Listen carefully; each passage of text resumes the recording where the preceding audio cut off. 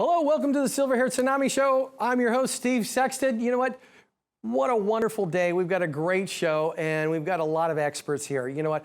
Just one of the big things for me, when I was going through my health issue with cancer and everything, and obviously I survived, it was very important to me to find some wonderful experts and also to provide events that would have wonderful experts. So I want to make sure you understand, we have on October 1st in Mission Valley at the Hilton, the Silver-Haired Tsunami series for real estate. So if you're looking to transition out of real estate, you're 1 to 5 years, whether it be a rental property, commercial property, or for your primary residence, we have people who are going to be able to show you, hey, this is what you want to redevelop, this is what you want to not spend money on so you can get the most for your money, how and what questions to ask in order to make a good decision if you're moving into a continued care retirement community, how to make sure your money doesn't fall through the cracks when it comes to selling your real estate, how to make sure your money is staying safe and you keep as much as you possibly can when it comes to the taxes. And if you're looking to create income like you had with the rental properties, we got specialists for that too. Now, on today's show, we have Hugh Johnson with Labrador Rescue right here in San Diego. You know what? They have saved 4,100 dogs over the last 12 years from being put down, and that's a big savings. You know what? I can't believe the wonderful work that they do. We have Wayne Dunlop who's going to talk about solo travel. The last Silver-Haired Tsunami travel event, that was a big question everybody had. Hey, where can I get solo travel? How can I do this? How can I be safe? He's going to give you those right here. Next, we have Sharon Haps. She was at our Silver-Haired Tsunami travel event. You know what? You're going to want to stick around for this one. You know what? She's going to talk about a special experience that she had in travel that'll just give you goosebumps. So stick with us. We'll be right back.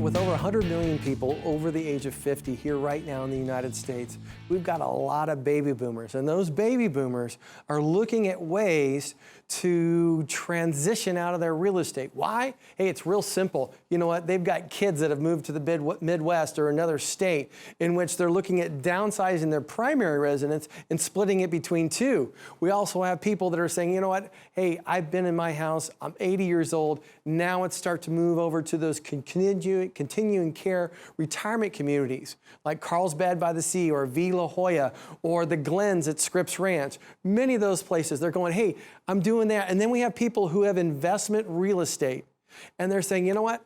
I don't want to manage this anymore. I'm tired of my property managers and I just want out of real estate. And they all have one big issue. It's taxes and what am I going to do to create income for my needs moving forward. Now there's 3 time and money saving steps that I've created, and if you follow the 3 steps, you should come out okay, because the time and money saving steps are all about starting with A, going all the way through Z, and then making your decision. First step, finding ways to lower and eliminate your taxes when you sell your property. But this is really important because one, you have to find the right realtor. If you find the right realtor, you can have somebody who will bring a stager, an appraiser, so you can know what your house is worth, what you need to do in order to put it in a position where it's going to sell for the most, but most importantly, know what you're going to get from a tax basis. From there, it's how do you reduce those taxes. Okay, so what strategy? Should it be a conservation easement that's going to give me money off when I sell my rental property to recapture the depreciation? Is it going to be utilizing a 1031 exchange, whether it's a rental property or my primary residence because I rented out a room there? Or is it going to be a deferred sales trust that enables me not to pay any taxes on the transaction and create income down the road? So what is it for you? The next, hey, how does my money flow on to my tax return? How do I eliminate those taxes? But more importantly, how do I use that income moving forward? You might be moving into the next place with a reverse mortgage by putting half down and instead of putting all that money down. If you had an extra $200,000 that you can invest and gain yourself $13,000, $14,000, $15,000 a year to go spend on trips and tours or the grandkids' college, that would make a big difference in your life. And last but not least, you know what? when you sell your primary residence, it's a very large transaction. There's a lot of stress and anxiety that goes along with it. So when you go in to invest those hard-earned proceeds, you want to make sure they provide an income for you that matches what you're looking for from a tax perspective. But most importantly, you want to understand that investment, because you want to understand what's going to happen when the market goes down, when it goes up. Is it correlated, or am I just going to get my income for the rest of my life? By doing so, you'll put your financial house in order before selling your physical house, what gives you peace of mind on this transaction. So you know what's right for you, not the realtor, not the financial professional, not the tax person. You know what's in your best interest. Now that's the tip of the day. Hey, welcome back. I have a wonderful, heartfelt segment here. We have Hugh Johnson of Labrador Rescuers of San Diego. He's here to talk to us about the mission that they have at the Labrador Rescuers, how they're helping Labradors, but more importantly, animals. Hugh, welcome to the show. Thank you, Steve. Now, let's get right into it. Let's talk about, what does Labrador Rescuers do? Well, we're a 501c3 nonprofit. We were established in 2004, and our primary mission is to rescue, rehabilitate, and rehome abused, stray, and unwanted Labrador retrievers and Labrador mixes. Now, you were in the fire industry first, right? Yes. Okay, what got you into rescuing animals? I believe it's kind of the same calling. I mean, it's helping your citizen, or it's helping the animals. I mean, these animals don't have a voice of their own, so all of our volunteers in our group is the advocate for the animal. And a lot of times people, they get an animal, they can't afford the animal, or their life situation changes and they can't afford the animal, and you go around to other shelters, and explain how that works. Well, we have volunteers that are assigned to shelters throughout Southern California, primarily San Bernardino, Riverside, Orange County, San Diego County, and parts of Los Angeles County, and the volunteers are in contact with those shelters. And then when a Labrador comes into the shelter, either from an owner who's relinquishing or as a stray picked up by animal control, then the shelter will notify the representative for our group, and then they get put on a watch list. And really, the primary goal for the shelter is to have the animal adopted back out to the general public, because that's the goal. Mm-hmm. But if the animal becomes non-adoptable or immediately is identified as having health issues, then Labrador Rescuers will step in, and we will take the dog into our organization. So what you're saying is, if the animal's going to be in a position where they possibly put down, you're going to pick them up? Exactly. Yes, okay. Exactly. And then what's the next step for Labrador Rescuers? Well, what we do, Steve, is we take them into our organization. All the dogs get an initial vetting. They are given all their vaccinations if it's unknown. If they come in with vaccination records, then we may boost the vaccinations, and then we will microchip the dog so that they have a microchip for tracking in case they get loose, and that's transferable to a new owner. Mm-hmm. And once all of that has taken place, and then any other pertinent medical needs, such as fractures, injuries, skin issues, ear issues, eye issues, etc., then we will immediately send them to a partner vet and then take care of those needs. But normally the dogs will come in and then go through their basic vetting and then turn around and go into a volunteer foster home.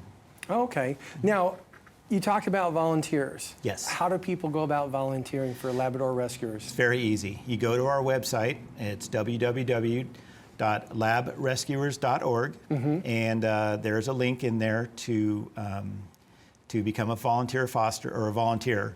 And there's different components of volunteering. You can help at our adoption events.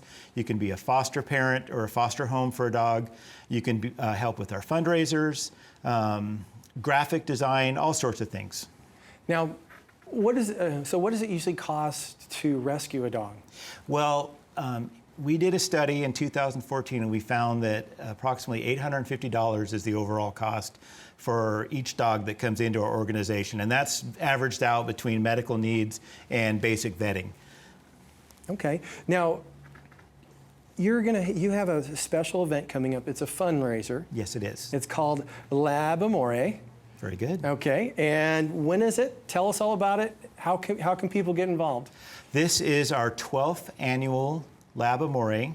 This is our one single primary fundraiser gala for the year, and it's how we make the most of our income, and all the income that comes in from this fundraiser goes to the dogs, medical needs, etc. The event is on September 17th at the Hyatt Aventine, begins at 5 p.m. Tickets are still on sale. They are available on our website, and anybody can attend. We have a live auction and a silent auction. It's a wonderful evening, great food, prizes. Anyone can come. Thank you so much for sharing what's going on with Labrador Rescuers. I think it provides a wonderful service for the community as well as the animals. And you know what a lot of people don't realize this is, you know what, we talked earlier, and you didn't say this, but over the last 12 years, you saved 4,100 Labradors that would have been put down. And that makes a big difference in life. And I want to thank you for that. And I want to encourage everybody to go be part of the event, Lab Amore, on September 17th at the Hyatt Aventine. If you'd like more information, you can go to the labrescuers.org or go to the Silver-Haired Tsunami website. Stick with us, we'll be right back. Hi, my name is Min Lee. I live up in Carmel Valley, northern San Diego with my 2 kids and wife, and we had our solar installed by Baker Electric Solar. We went with solar because we wanted to be environmentally sound, but ultimately it came down to being financially sensible, and the prepaid lease was really the best option. There was only one payment up front, lock in all of our utility rates. We'll get our return back in about 6 or 7 years, kind of like a bond or a CD. We had no headaches, no stress to worry about. If you're thinking about going solar, now's a great time. Our electric bill is 0, and you can't beat that. Hey, welcome back. We have a wonderful travel segment with our favorite travel expert, Wayne Dunlop. As you know, he wrote the book, Plan Your Escape. He's got 134,000 bloggers that follow his unhookednow.com blog. You know what? He's been in multiple newspapers, magazines. He's been the keynote speaker, and he was our keynote speaker at the Silver-Haired Tsunami series for travel. Now, one of the big questions that came up, people wanted more information from our last event about solo travel or single travel because they're singles. Now, when we started researching it, we found out it's 24% of the whole travel industry, and that's the reason why we have Wayne back on. Wayne, welcome back to the show. Well, thank you for having me. This is exciting to get back to the Silver-Haired Tsunami. So. Well, I'm glad. I know you're probably itching to go travel already. We are. We've got 2 trips already planned up, and we're excited to get going. Well, you know what, Wayne, most people are living single and want to travel. If they go alone, what recommendations do you have? Well, you know, first of all, single and solo travelers are becoming a huge part of the market. As I mentioned, Visa did a study and said they're up to about 24% of the market. So solo travelers should be excited to get out there because there's a lot of other solo travelers they can meet. But we do have some really good recommendations. And one is that the solo travelers should never isolate themselves. So they shouldn't be going into the hotels and things like that. They should be considering to go to bed and breakfasts, pension, hostels. That's where the other solo and single travelers will be, and they can meet a lot of people with their like minds. The other thing is that traveling with another solo partner, if they can find one, really reduces the amount of loneliness and that kind of thing. So we really recommend them looking for travel groups and tours and that type of thing. Now, what are the challenges of single travelers and, traveling as, groups or? Right. Well, there are very specific challenges for a single traveler. One is the solo supplement, which adds costs to the trip. The other one is that a lot of travelers who travel solo tell people about loneliness, and especially for women, safety issues. So there's a lot of ways that's been solved by the industry. You can go up with Google and just search solo single travel groups, and you'll find a whole bunch of them and put your city name in. For example, here in our hometown, San Diego, there's a great one called Singles in Paradise Meetup. And what you can do is just go down the list, pick one out, go to one of their meetings, see if you have compatibility for the singles there, and then maybe try one of their short trips and go on a trip with them. And if it works out, maybe now you've got your vehicle to go travel the world. That's wonderful. Now, what other travel tours are there for solo travelers? Yeah, because the marketplace has grown so fast and so large, almost all the big travel organizations, all the ones that offer the big trips, are offering single tours now. And so what you can do is, again, just use Google, go on solo travel travel tours, and just see the list of them. Call one of them up, talk to them, see if it's compatible. Maybe you want to try one of their trips. And if it works out, Now you can go out to a whole bunch of those travel tours. They're all set up with singles, and they'll set everything up for you, and it's wonderful. If they didn't work out, try one of the other ones. Now, how can solo travelers find somebody to go with them? That's a biggie. It is a biggie, and especially if you don't want to do the tours or travel groups, you can try one of the single travel groups in your city to find someone. One of the really nice things is put the word out to some of your friends and family. You'll be surprised. A lot of them might already know someone that's compatible, of your same sex or opposite sex, to travel with you. Also, there's a website called travelchums.com. I have to say that slowly. Travelchums.com. Travelchums.com. And they'll go and they'll find compatible, just like a matching group, and they'll try to find a compatible person to go travel with you if you do want to do more solo travel. It's really wonderful. Okay, now, if money's a concern, can they volunteer for help with accommodations, meals? Yeah. Well, one of the big parts of travel right now, it's growing very rapidly, is called the volunteer travel, where you're set up and they set you up with low-cost accommodations, and you work, building something or helping something or that kind of thing. And what you can do is go out there and do something good in the world, feel good about yourself, and meet like-minded singles that have the same kind of feelings as you do. It's a wonderful way. And I'd like to make one last tip before we get off this. You know, my wife and I have been traveling for about 5 years straight now, about 6 to 8 months a year outside the country. We've been to 100 countries. And I want to tell the men out there, the guys, this is a guy message. At all ages, women are traveling 2 to 1 to men out there. So if men want to go meet some ladies, get on the road. Before you go, one of the big things I wanted to go back to on the volunteer travel. Yeah. This is similar to like when my son goes to Mexico to build homes for people who don't have a home. They put them up in a hotel and they give them meals, the whole shot, and they're basically there building a home. So it's real simple, easy. They get to meet like-minded people and go help out somebody in need. How can you do? My wife and I met at a charity group because we're both we like to give back to society. What's the best way to meet a like-minded person? Get out and travel and do like-minded things. Well, the cool thing is you can do that around the world and maybe get part of it paid for. And I know a lot of people do mission trips and things like that, Absolutely. and that's another way. Yeah. Wayne, thank you so much for shedding this light. This is wonderful. Now, before you go, I want to give you some of these websites. One, travelchums.com. You find somebody, travelchums.com, find somebody to travel. Singles in Paradise, if you're looking to meet up with somebody here in San Diego. For more information, you can go to the unhooknow.com blog for Wayne, or go to the Silver Hair Tsunami website. Hey, stick with us. We'll be right back. Hi, my name is Steve, and this is my wife Amy. We just had our solar panels installed by Baker Electric. Living out here in the East County, the temperatures can be in the mid-70s to over 100. We didn't know a lot about solar. Speaking with our solar consultant, he was there to answer any of our questions that we had. He was always there when we needed him. I think the fact that Baker does go in-house with their employees, everyone is very professional and very polite, and they're on budget. We couldn't have gone with a better company. Hey, welcome back. You know what? We just had Wayne Dunlop on, giving us some great information on solo travel. And now we have Sharon Haps. Now, Sharon Haps was at our Silver Hair Tsunami series for travel, and she's here to talk to us a little bit about the event. Sharon, welcome to the show. Thank you. Thanks for being here. Now, have you ever been to one of our events before? Not to that kind of event. No. Not to that kind of event? Okay, so that's the first time. Now, what was your favorite part about the event? Well, you had a nice mix of other people that you've introduced that had some interesting topics, but they didn't distract or take up a lot of time from the reason we were there. We were there to hear Mr. Dunlop. Oh, yeah. So it was very much concentrated. The majority of the time was spent with him. Perfect. Now, what'd you like about Wayne? You know, we ran into Wayne at this fall travel show down at the convention center. We missed his presentation except for about 20 minutes of it. And we just got so enthused by his enthusiasm. And he was just shooting off resources. And I'm trying to write him down on a piece of paper, anything I could find.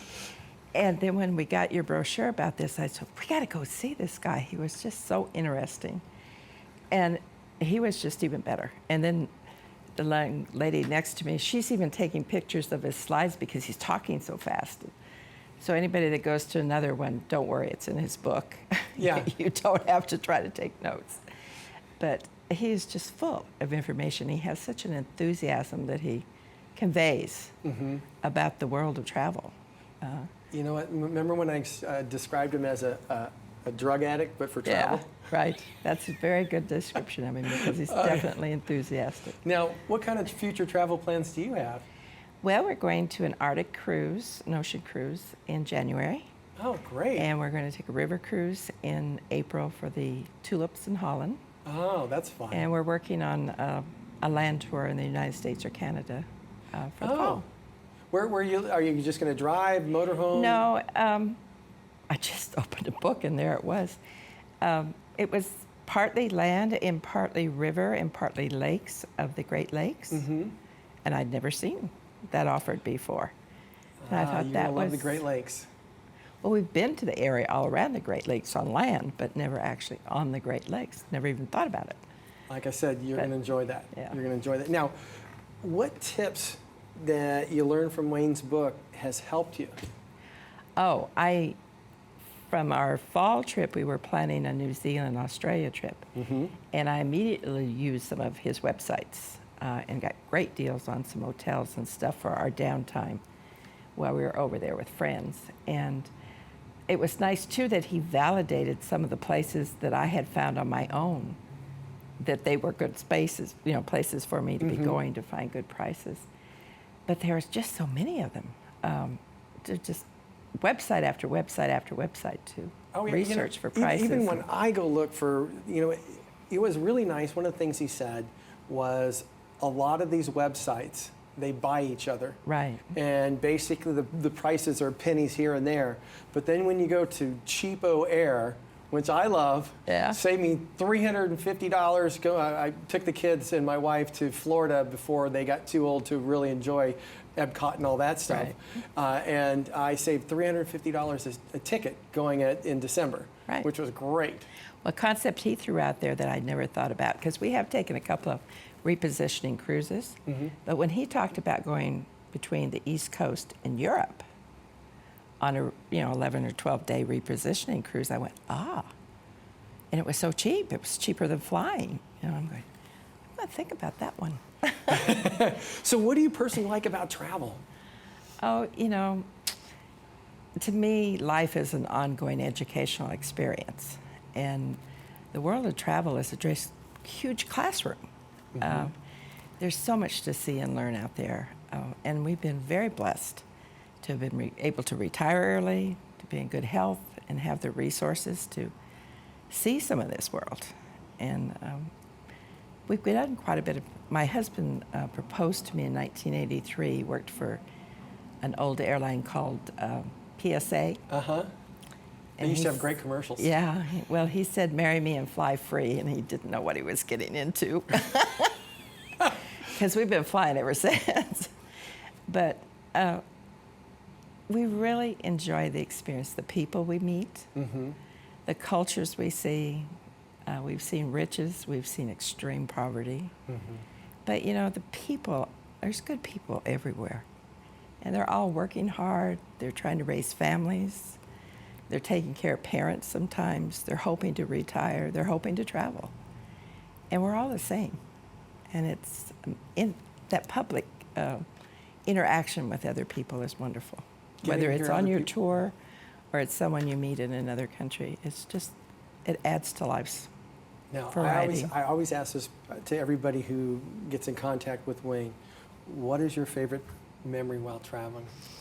And as I told you before the interview, this was my hardest question because you can't compare things we've done. There's no bad trip or good trip, there's just different trips.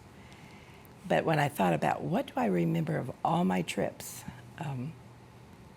and it was just a fluke. We had planned a convention in Stoke-on-Trent in England. We had our tickets, everything's ready to go. And on August 31st in 1997, Princess Di was killed. And our plane left within 3 days of that. And we're thinking, we're flying standby, we'll never get there. But we did, without a problem. And we arrived the day before her funeral. And we landed in a country that was silent. There were 4 feet of flowers around every tree, along every gateway, along in front of office buildings. And then the next morning we got to watch her procession come out of her palace and head towards Westminster Abbey. And that's an experience you can't duplicate. Never. And 20 years later, I still remember that day. Wow. She was very deeply loved. Wow. You know what? I have a memory for that because on the, her date of her funeral was the date of our wedding. Oh, really? Yeah. I think it was the 5th of September, I think. Was Actually, her it was the 6th of September. 6th of September. I knew it was I really know that close. I got in my wedding ring right here. I can pull it out and show everybody. So we must have arrived on the 5th of September. But yeah, it was just a fluke that we happened to be there. Yeah, that was the week Mother Teresa On passed away. scaffolding right across from her palace watching Oh, her come wow. out. Oh, now, we have another event coming up. It's called the Silver-Hair Tsunami Survivor Series, but it's for real estate. It's for people in the next 1 to 5 years transitioning out of real estate, whether it be rental properties, personal residence, learning out, hey, where do I redesign things? We have Kim Smart there. She's been on HGTV and a million people have seen her videos. Yeah. She's going to be there, where to splurge, where to save in order to have the highest value for your home when you sell it on the redesign. And then we have Teresa Latosh, who's going to talk about the continuing care retirement communities as well. Would that be some type of event you'd be interested in? Very definitely. Very definitely. I want to thank you so much, Sharon. I actually have goosebumps from you talking to me about Princess Di, and I know my wife will as well, just seeing this, because I'll tell her, she'll go, oh my God, and all the memories will come back. Yeah. Thank you so much for You're being very part of our welcome. show, coming to our events. And how did this go? Hey, this is easy. I didn't think you'd hurt me. You know what? I want to thank Sharon Haps for coming in and sharing her thoughts, her words. And we're looking forward to seeing her at our next event. We'll look forward to seeing you at our next event. So stick with us. We'll be right back. Hey, wasn't that a wonderful show? We had Hugh Johnson of Labrador Rescue right here in San Diego. That operation has been able to save 4,100 Labradors in the last 12 years. If you would like to volunteer with them, you can go to their website. You can go to our website at sextonadvicegroup.com. You can be part of their fundraising event, Labrador Moray, on September 17th at the Hyatt Aventine. Now, we also saw Wayne Dunlop talk about solo travel. Wasn't that interesting? And Sharon Haps, she was here to share her thoughts on the events. Wasn't that something else? She was there for Princess Di's funeral. Now, if you would like to join us at the Silver-Hair Tsunami Survival Series for real estate, like Sharon on October 1st in Mission Valley at the Hilton, now, you want to go to the website. Now, what's going to happen there? If you're looking to transition out of your real estate, or possibly between the next 1 and 5 years, it would make sense for you to go, because we're going to have Teresa Latosh from LaVie at La Jolla. It's a community care retirement community, and what she's going to talk about is the ins and outs, the questions that you need to ask in order to determine whether it makes sense for you to move into a facility like that. Kim Smart's going to talk about, hey, if I'm looking to sell, what do I splurge on, what do I save on from an interior design perspective to sell my house for the most, and then we can save you on taxes, how to create income, all sorts of things. So you want to join us then. Again, that's the Silver-Hair Tsunami for real estate. That's October 1st at the Hilton in Mission Valley. You're going to want to join us then. So for more information, go to the Silver-Hair Tsunami website. You want to join us on Facebook. And if you'd like to see more episodes, just go to the Silver-Hair Tsunami website. Stick with us for next week. We'll see you then.